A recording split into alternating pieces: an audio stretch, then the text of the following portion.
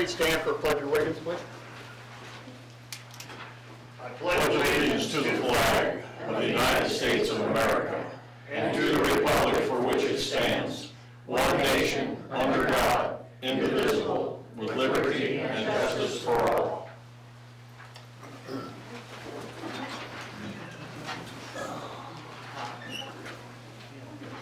Thank you everyone for coming and those that are watching. First on the agenda is the continuation of the public hearing.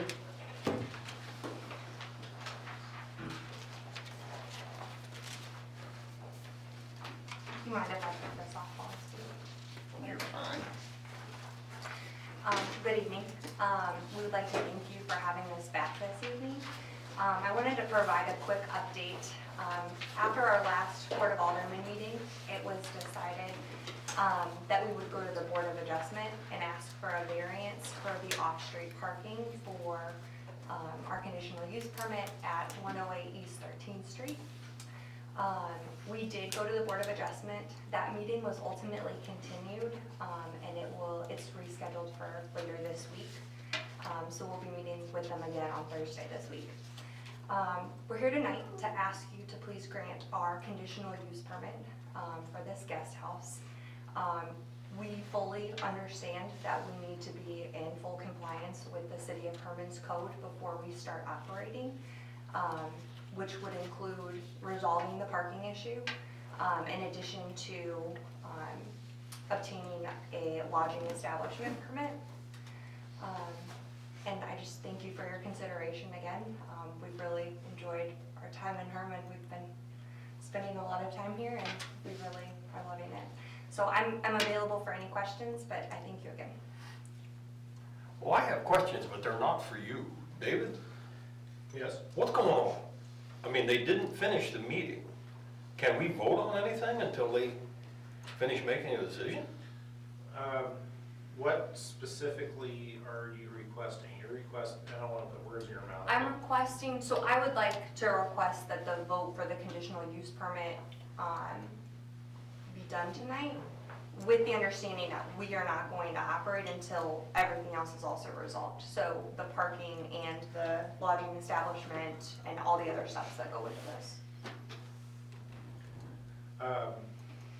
In my opinion, you could vote to grant the conditional use permit conditioned upon or making it a prerequisite that they resolve the parking issue with Board of Adjustment.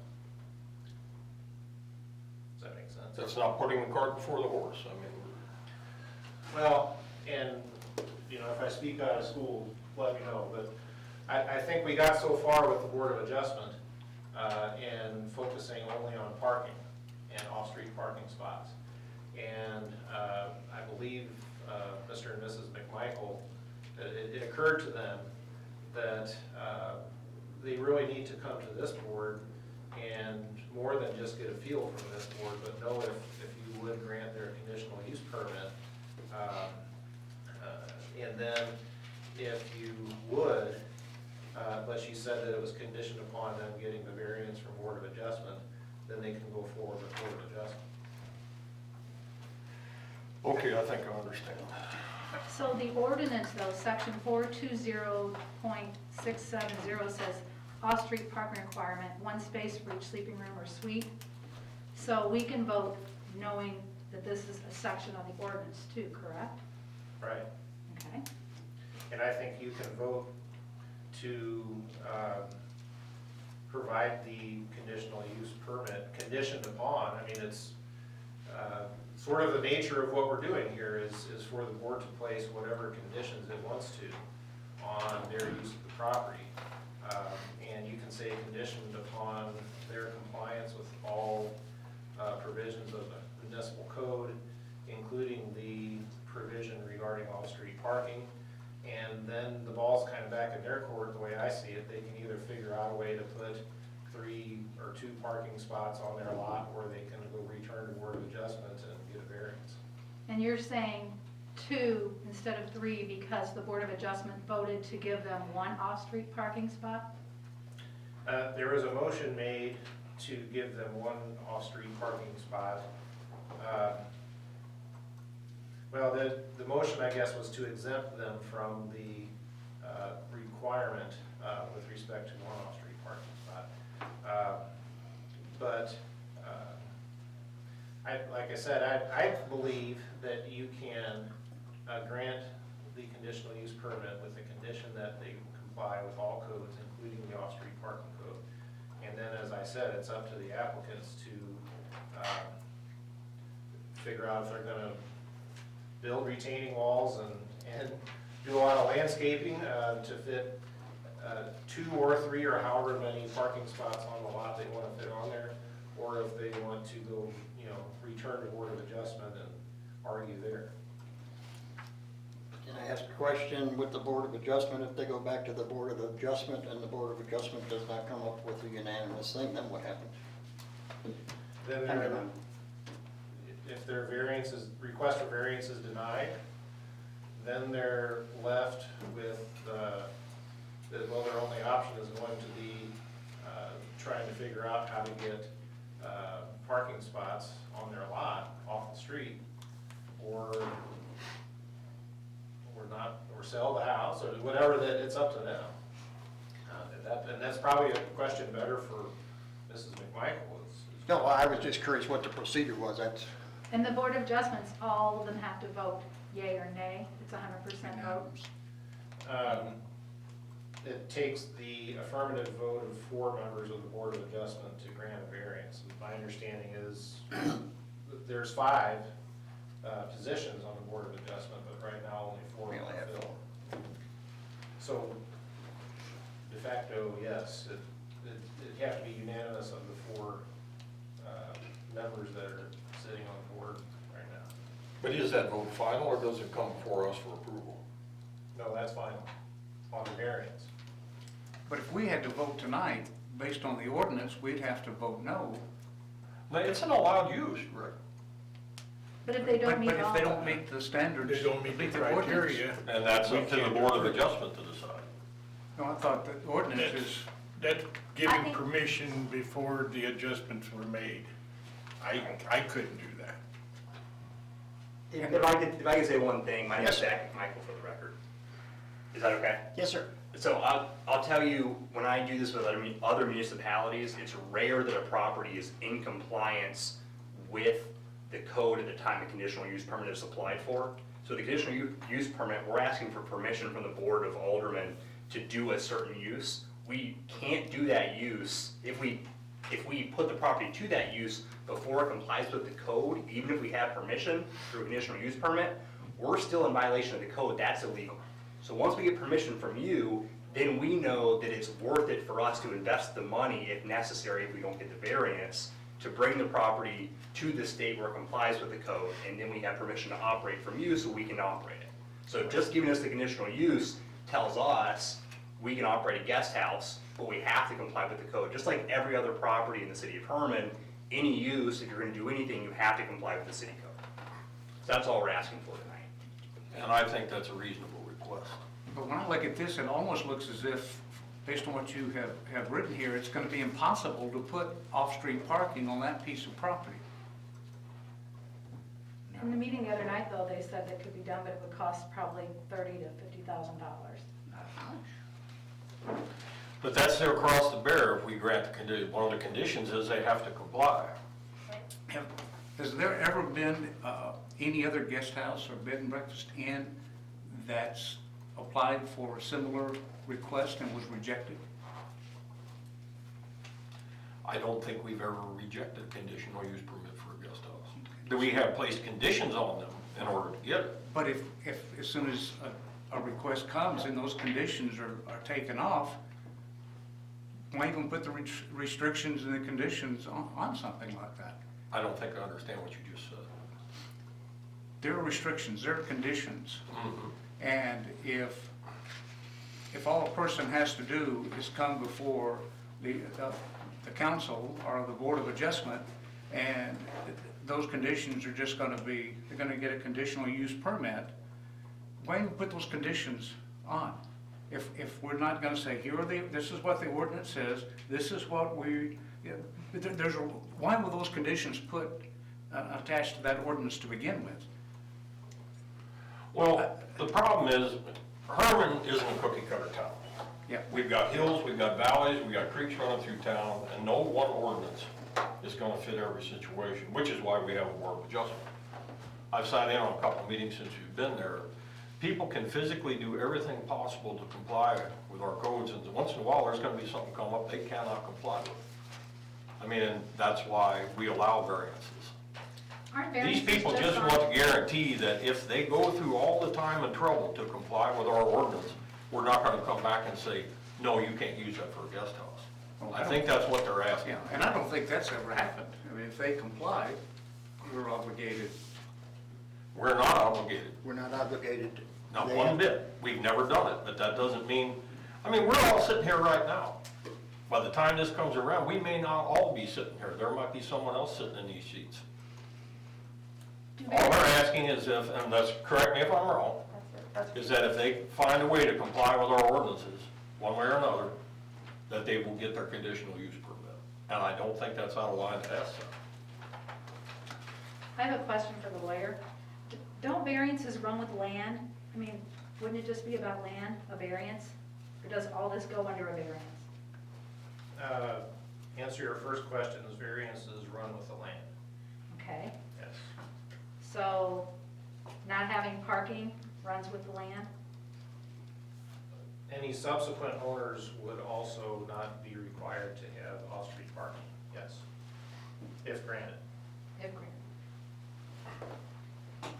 So what if we voted to not provide the conditional use permit? They could still go to the Board of Adjustments, right? Well, I think that's where they're coming from tonight, is that if you vote not to grant the conditional use permit under any circumstances, then it renders the Board of Adjustment application moot or unnecessary, because, you know, the Board of Aldermen said they can't use it for a guest house, no matter what. Okay, I just want to get all this straight in my head. And again, what's before you is and this town's been grappling with conditional use permits for years and years now.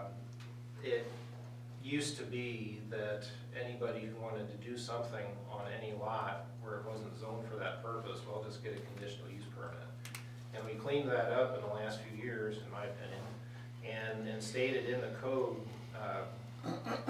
that in certain zoning districts, certain uses are allowed as a conditional use only. And that's what we're dealing with here tonight. It's an allowed use as a conditional use only. So if they file an application for a conditional use permit, it doesn't necessarily mean denied, accepted, we're not going to allow you to have a guest house there. Really, the purpose of conditional use permits are, okay, you can use this for a guest house, but one condition is this. Another condition is this. Another condition is this. And we don't necessarily have any testimony or exhibits or any evidence from any neighbors. A neighbor might come and say, well, they're gonna be partying out on the patio on the west side of the house, and I'm their neighbor, and they got floodlights there, and there's gonna be a lighting issue. So you could make a condition that they put up a privacy fence or evergreen trees or something like that. You impose conditions to address concerns. That is, I believe why we're here tonight. The bottom line is, we need to make a decision and vote on it, so these people can move forward with what they want to do. That gentleman back there has his hand up. John Cowan from St. Louis. I just have a question. If planning and zoning approve this project, why can't the other boards approve it? Good question. You have different people on different boards, so. Well, they didn't actually approve it. They recommended it and passed it on to this Okay. board. So it really wasn't them approving it. Am I right on that? I think they looked at it and deemed that according to the ordinance, the off-the-street parking was not there, and recommended to DeMichael's to go to the Board of Adjustments and seek for a variance. So, yeah, zoning did not approve it, or they did, but with that caveat that, Okay. that they go to the board to make sure that it was. Basically, they're asking us to do the same thing. Yeah. And actually, on your page, on the last page there, it says, in fact, owner would require a variance if it intended to occupy the property as a permanent residence. Explain that, what does that mean, please? I have no idea. I think that's been resolved at this point. The Herman Code does say that even if you're gonna use a property as a dwelling, that it requires one off-street parking spot, and this has no off-street parking. There is a grandfathering provision, but I don't think that applies to this property because it was vacant for, I think, over 2 years. And so it wouldn't be a non-conforming use. And so we had concerns that there wasn't really a use for this property, but I think that's been resolved by the variance that we received earlier, or last week. So I would recommend that we make a motion to approve the conditional use permit, and then they have to go to. Okay, this got kind of complicated here, but what David said, and Tricia, correct me if I'm getting it out of line, was that I would like to make a motion to approve the conditional use permit pursuant to them finding a way to come in compliance with the code, be that by the Board of Adjustment with variances or modifying the property, however to meet them. But under those conditions, I would approve a conditional use. I would make a motion to approve a conditional use permit. I have a motion on the floor. Do I have a second to that motion? Is that correct, Dave? Okay. I'll second. So are you saying a condition upon meeting compliance with all of the ordinance, including the off-street parking? Yeah, by either the Board of Adjustment or by modifying the property to meet it. Is that what you said? It's legal to pass such a motion. I mean, I don't want to vote for you, but, and I think that's what's being requested, is that accurate? Okay. I'm trying to satisfy their needs and protect the city at the same time. Am I doing that? They, your motion addresses what they're requesting. Okay. And I think that's important. And I also think from the city's standpoint, it's legal and reasonable to put it that way. That's what I was asking. And They still gotta comply with our laws. Yes. And they still have to grapple with the way their lot lays and either modify it, as you said, or get a variance. All right, I have a motion, and I have a second by Rick. All in favor, say aye. Aye. I want to hear it one more time. The motion? I want to hear the motion one more time. Tricia? David made a motion to approve a conditional use permit pursuant to them complying to our city code related to parking by either a variance from the Board of Adjustment or by modifying the property itself. Can we move forward now? I have a motion and a second. All in favor, say aye. Aye. I guess. Opposed? I'll say nay. You say nay. Ayes have it. Motion carried. Anything else, Dave, for the public hearing? Anything else from the Michaels? No, Mayor. Okay, that concludes the public hearing. We'll move forward. Mayor's report, very short. 2021 is here, and I'd like to wish everyone a happy new year. You know, who knows what this year will bring with everything that's going on in our country today. But I'm excited about 2021 for the city of Herman.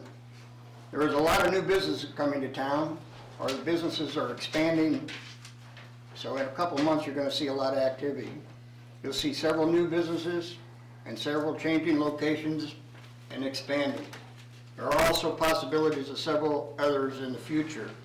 So this is very exciting to me, and I hope it is to everybody else. I've been told by several of the tourist-related businesses that they've had a lot of inquiries and reservations already for the coming year. This is a good indicator of the traffic that will be coming to town. People love coming to our friendly town. The COVID virus has affected many friends and families in our community, and we can pray that the virus will decline in the near future. The vaccine should be available in the future for those who want to take it, so please keep these families that have been affected by the virus in your thoughts and prayers. I've had several people ask me about the streets. Which streets will be done next on the street initiative? To be honest, I cannot answer that question because nothing will be done till the fall. And which streets will be done depend on the amount of tax revenue that we have available. The street foreman, city administrator, and the engineers will make their recommendations, and at that point, then we will proceed. City administrator, Yes, you have a report, please? a little public works report. The water department personnel have installed approximately 3,000 feet of new water lines. We're doing this in-house, saving a lot of money, including West 18th, West 7th, and Washington Street. We replaced the old 4-inch cast iron with 8-inch PVC and have installed some new fire hydrants. The water department is working with the park and electric departments to upgrade 8 RV camping spots in the lower park. Currently, there is electric at the sites, and we are upgrading the electric and adding sewer and water. This is the area between the creek and the baseball field in the lower park. Water, gas, and electric staff continue to add remote meter reading electronics to all meters. Takes a while with the water meters because most of those are in the homes and it requires an appointment, but we're getting to it. Electric department have been doing some pole removals and installs, and they're currently working on a primary electric extension for a property in town. The park department is doing their winter work with the paint and rebuild of benches, and the park restrooms have been painted. They're also helping with the water and the upgrades in the park. And on your point, Mayor, last week, the street foreman, city engineer, myself, and a paving company foreman met to look at several streets to determine the best course of action for street and curb and gutter replacement. Once the engineer has a chance to develop costs associated with each street, we'll have a better idea of which blocks of streets and how many blocks can be done with the available sales tax money. We have looked at several streets and we have some cost estimates to go along with that. Okay, thank you. Tourism Director presentation, please.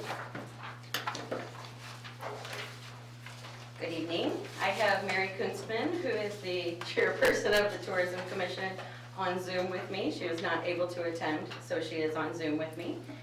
It was almost 3 months ago when I came to you on behalf of the Tourism Commission to ask you to vote to cancel the website agreement with the Herman Area Chamber of Commerce. You supported the recommendation of the Tourism Commission, and I want to give you an update on how we plan to move forward without the website agreement. What I gave you copies of the partnership application with our plan for 2021 in your packets. It replaces the application we had in cooperation with the Chamber.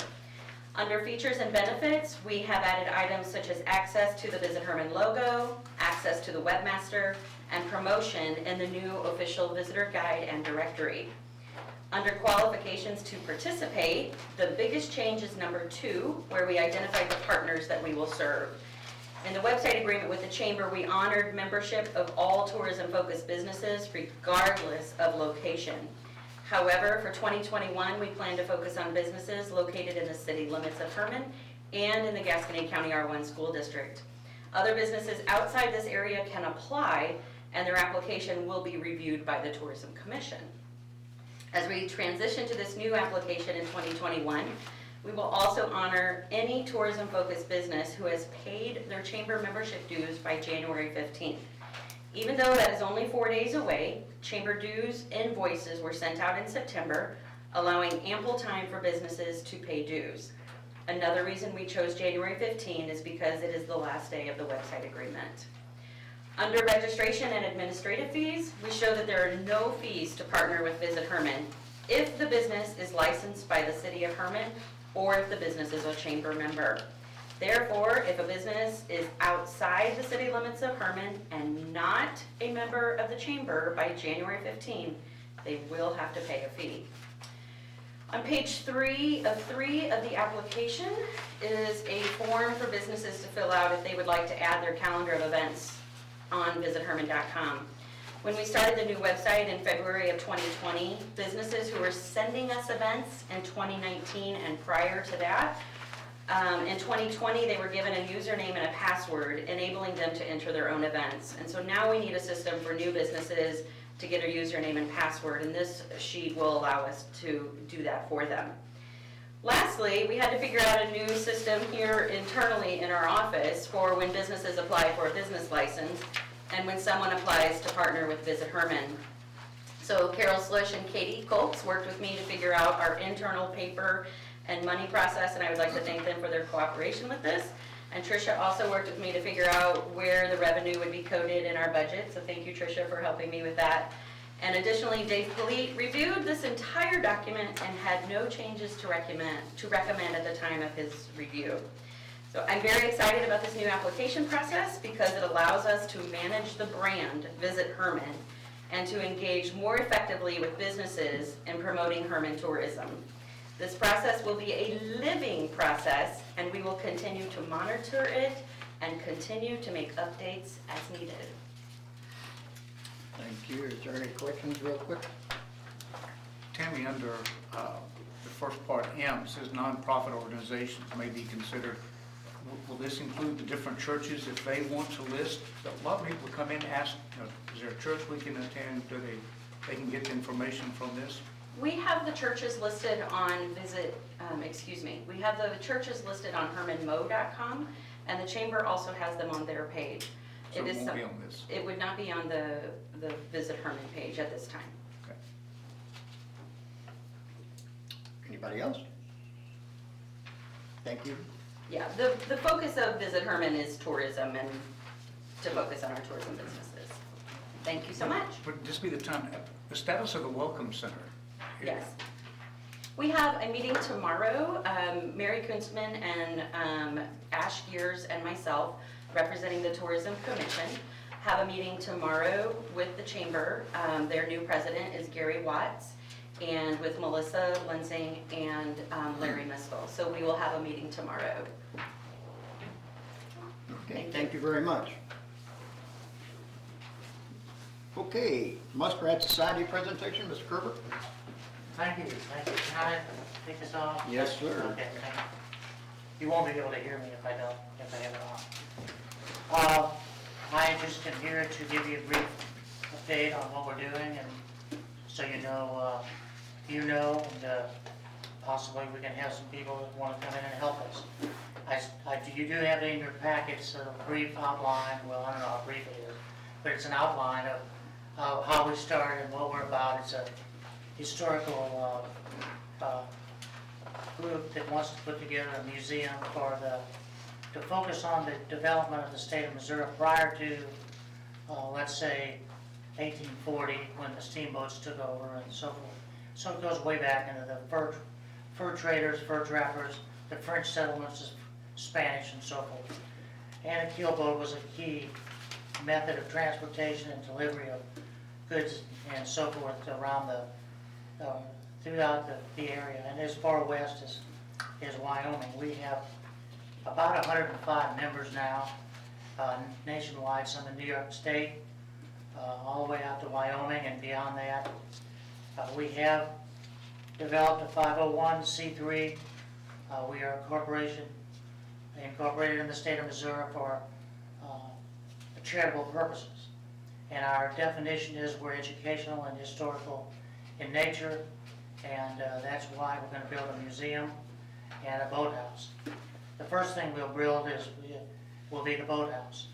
And the boathouse will be made so that it can be expanded to the way we really, really like to have it, or it can serve as a more meager boathouse that serves our needs, protecting the keelboat, but doesn't cost as much.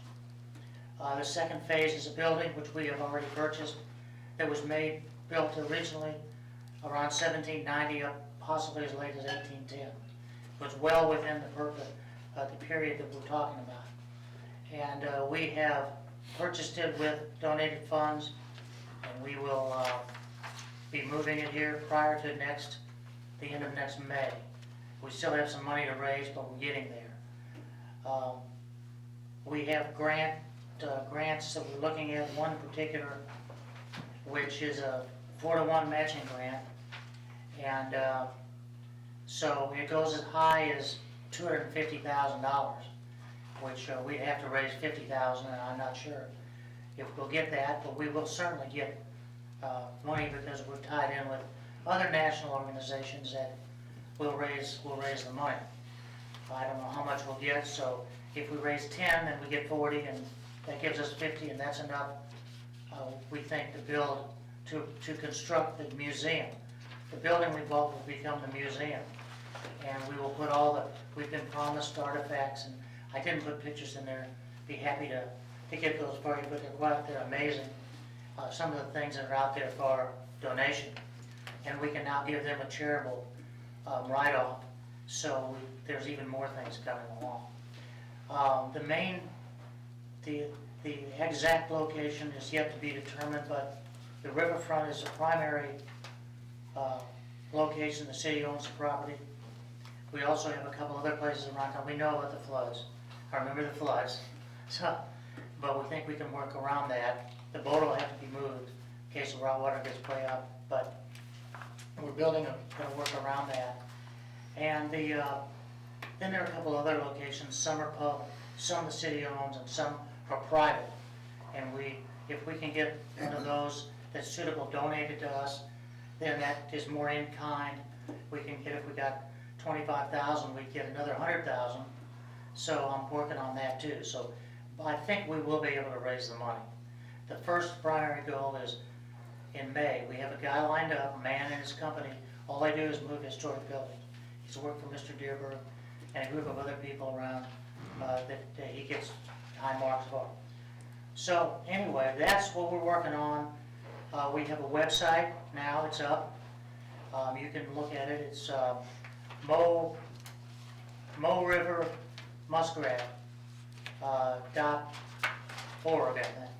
I'll send it out to you. It's on here. It's here, you left the word society out. Okay. Well, you know I forget all. No, you're fine. All right.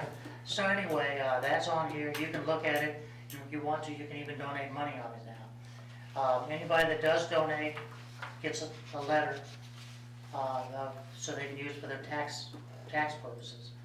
The goal here is to raise enough money to have an endowment or a foundation so that this would never cost the city any money at all. It'll be, hopefully, if we can get it done, we'll have, during the periods when it's open, we'll have somebody there, and we'll be able to pay for the cleaning of it. The exact hours of operation, where it's going to, we don't know that yet. Right. But I wanted y'all to know that. Are there any questions? Anybody have any questions? Okay. Thank you. We appreciate it. Good luck on your project. Well, we appreciate it. Public comments?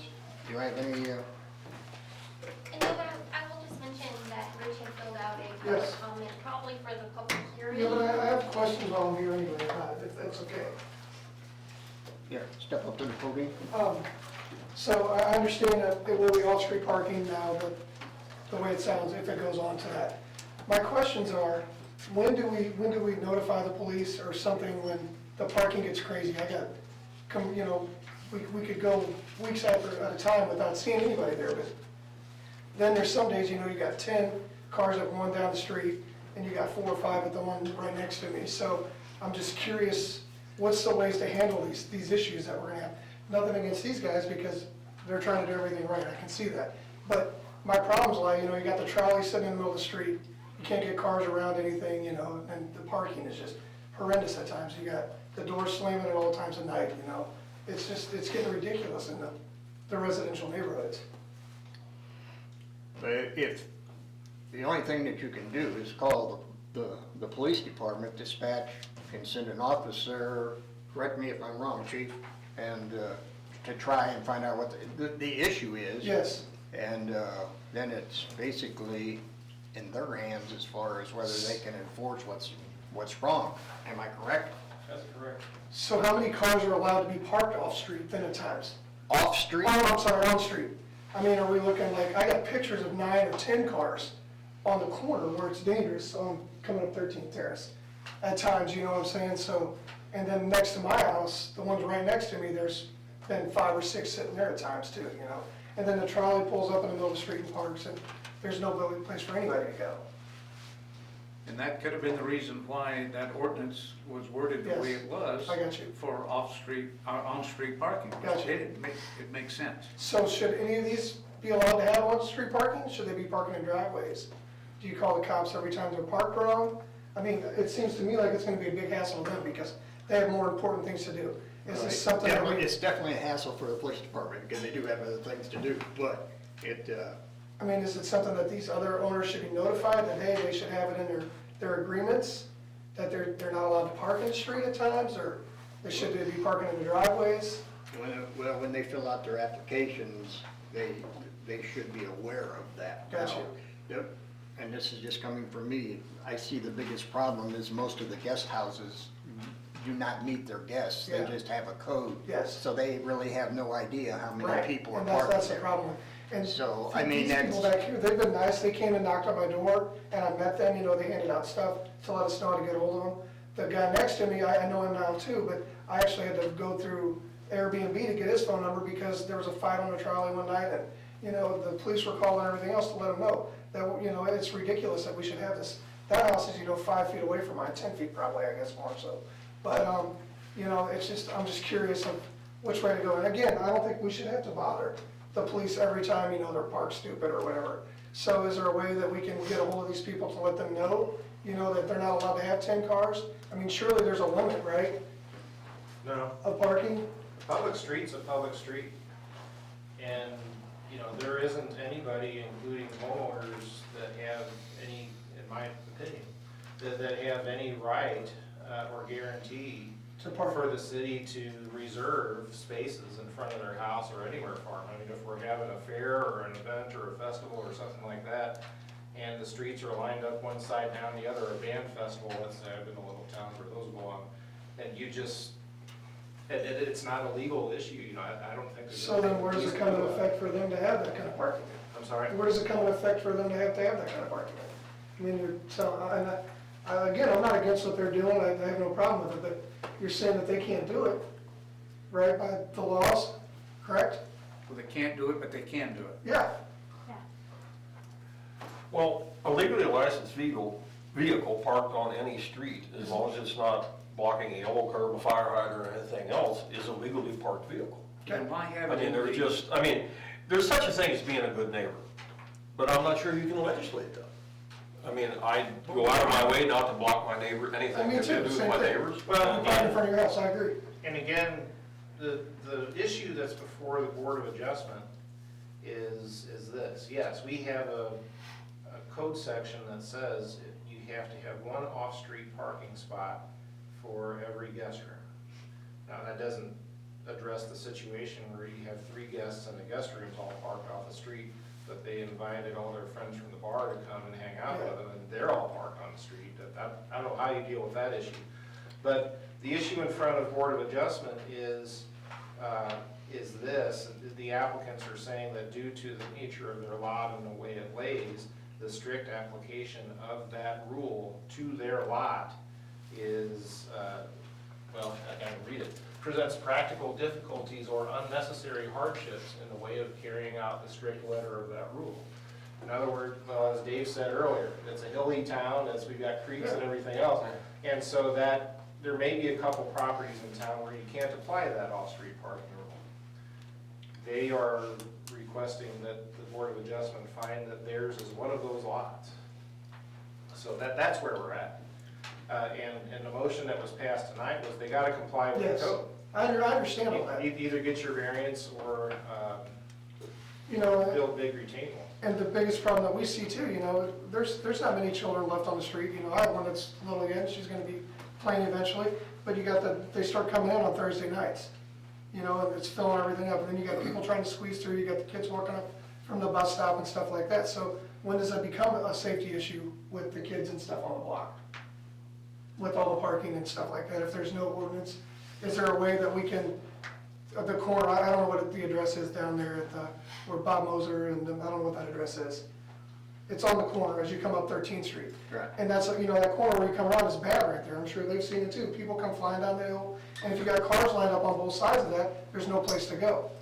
You know, so is there a way that we could put no parking signs at that corner or something on one side or the other to make it safer? And Beating down the round bush? I don't have a problem with that, or. I would say that's something that we can look into. The city administrator, you know, can do a survey over there, I guess call it a survey or whatever you want. One side or the other, you know, so that it's safe is all I'm thinking, you know what I mean? Mark, didn't we talk about that at one point, closing that curve off in We talked that about part of the making, street? making it one way or something. We talked about, yeah, either having it, you come up in one direction or go down in one direction, but not going both ways, or else cutting that curve off and not letting it even be a street. Yeah. And that would slow traffic down too. Yes, sir, you wanted to comment?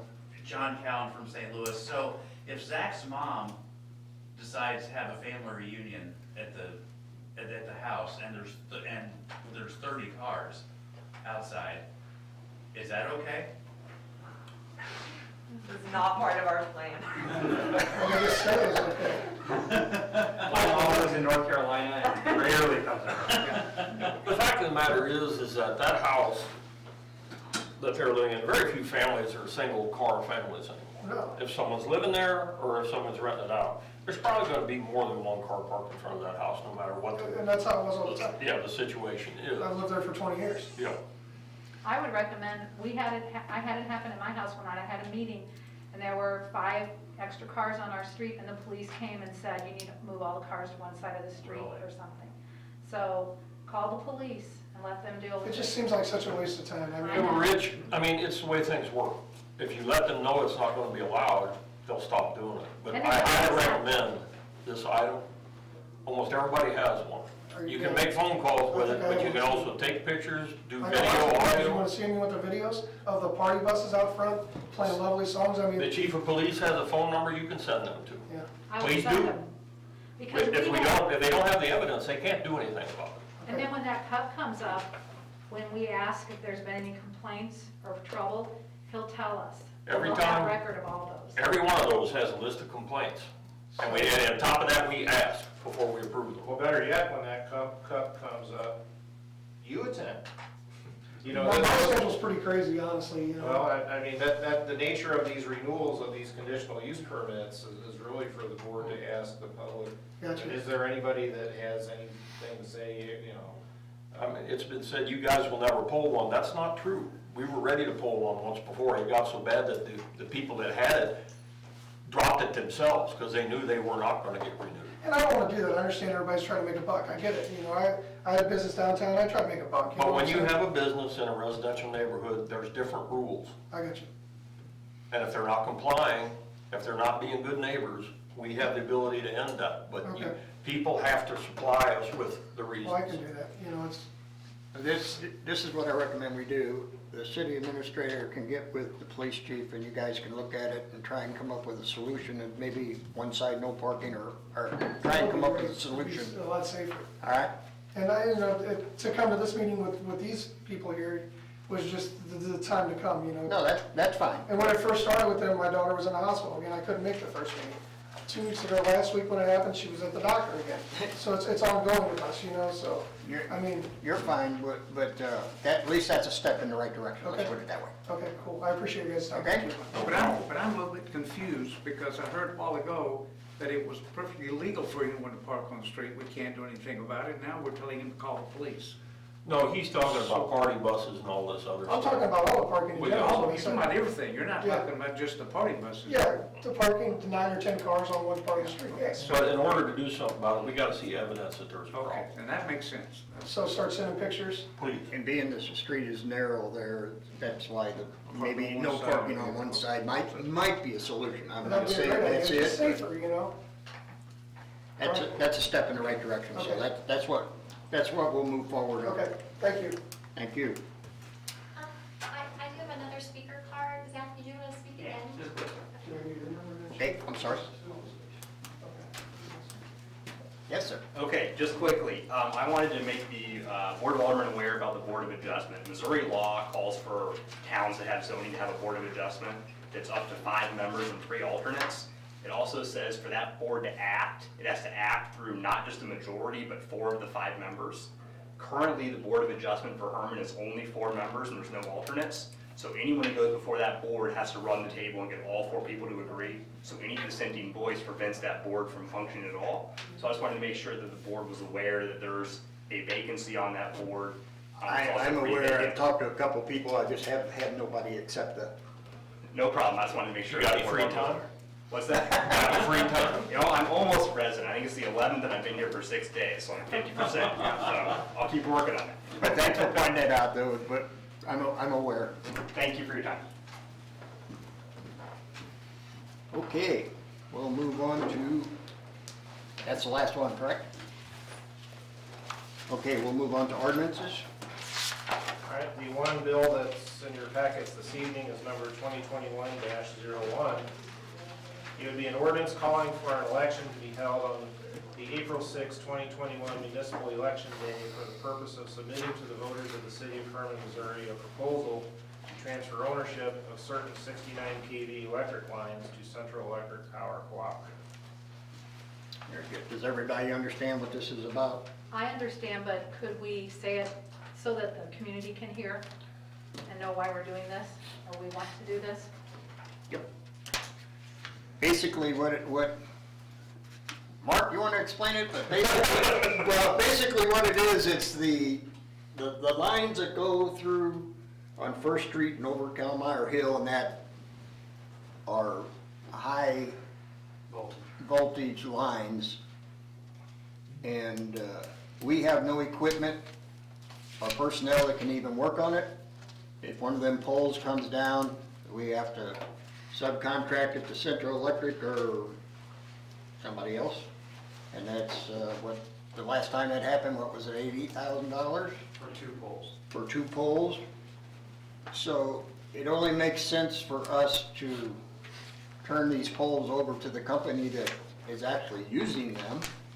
And that eliminates our responsibility if something goes wrong with them, if I understand it. And we're also going to try and have availability to put stuff on the poles, correct? Yeah, this is Central's line going to the substation, coming out of the substation. All we want to do is let them be responsible for the maintenance and the upkeep. We want a couple of underbills under that line. Those poles are very, very tall. We can't even get to them. But we can build under the existing power lines with some distribution type voltage lines. That's one thing we want to try to keep. And they would hook onto their poles. Right.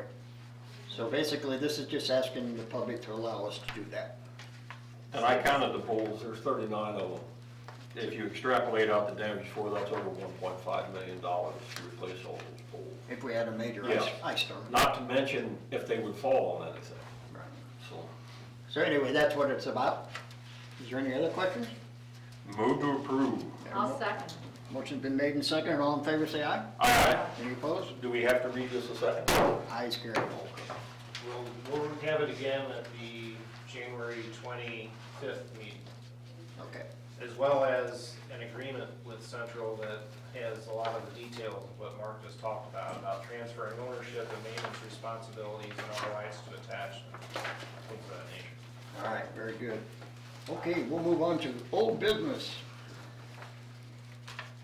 I have old business. I'd just like to remind everybody to social distance, wash their hands, wear a mask, and now get your vaccine. It's very important to stop COVID. Thank you. Any timeline on when that'll be available here in town? I'm hoping in February, but I'm not for sure. The nursing home is doing it, so that's great. We're getting started. And the hospital employees are going and getting it, so. What was determined on the dog park? Is there anything determined? Gary Liebman had volunteered to help that group look for some grant money, and I think that's what they're working on. But did we tell them they could use that out there? Was They that still determined, or want- is they that still still up want in the this. air? They still want the 6th Street lot. 6th Street. On 6th Street, okay, so not this out front. Okay, because some of the neighbors were asking me, and I didn't want to tell them. Yeah, I don't think any decisions have been made Okay, on all that. right, that's, Any other old business? 6th and Market. We'll move on to new business. Any new business? All right, then we'll move on to motions.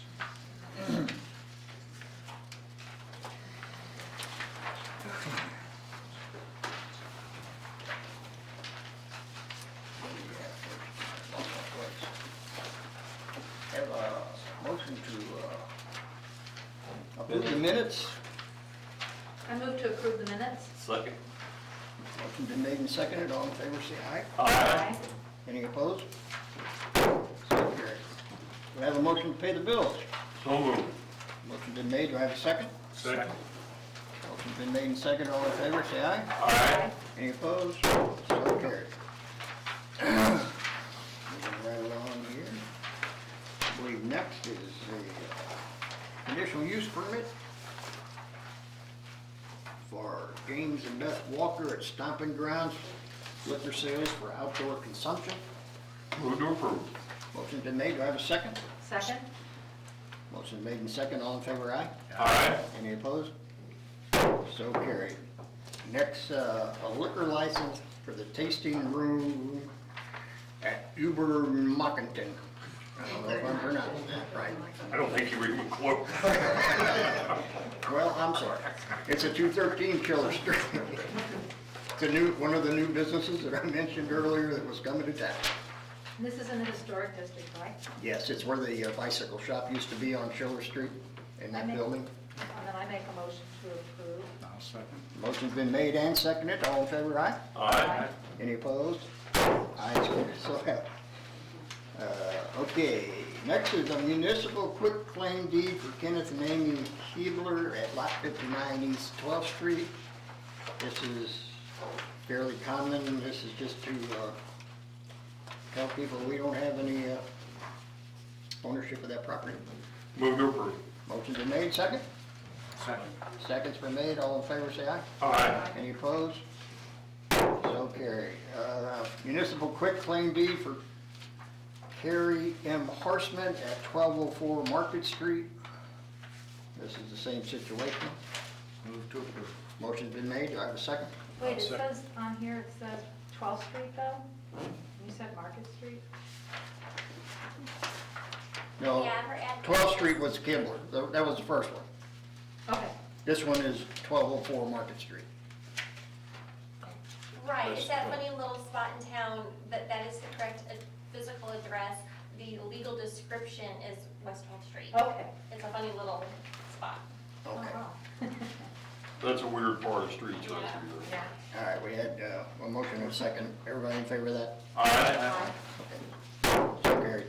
Okay, one more quick claim deed for Edward and Marilyn Wade, north part of West 7th Street, lying south of it, adjacent to the East 31.5 Lot 47 at 321 West 7th. Got that? Have a motion? So moved. Motion's been made. Do I have a second? I'll second. Motion's made and second. All in favor, say aye. Aye. So carried. That completes the motions. Any other business? Do I have a motion to adjourn? So moved. Motion's been made to adjourn. Do I have a second? Second. Motion made and second. All in favor, aye? Aye. Meeting is adjourned. Thank you, everyone, for coming. Ready?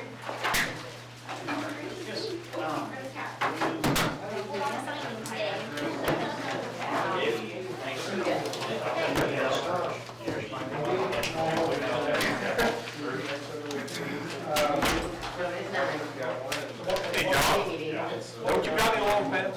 Sorry? Don't you got any long pens? I'm like a walking furnace. Well, all the years I worked for Swamp Yard, I worked in the freezer truck all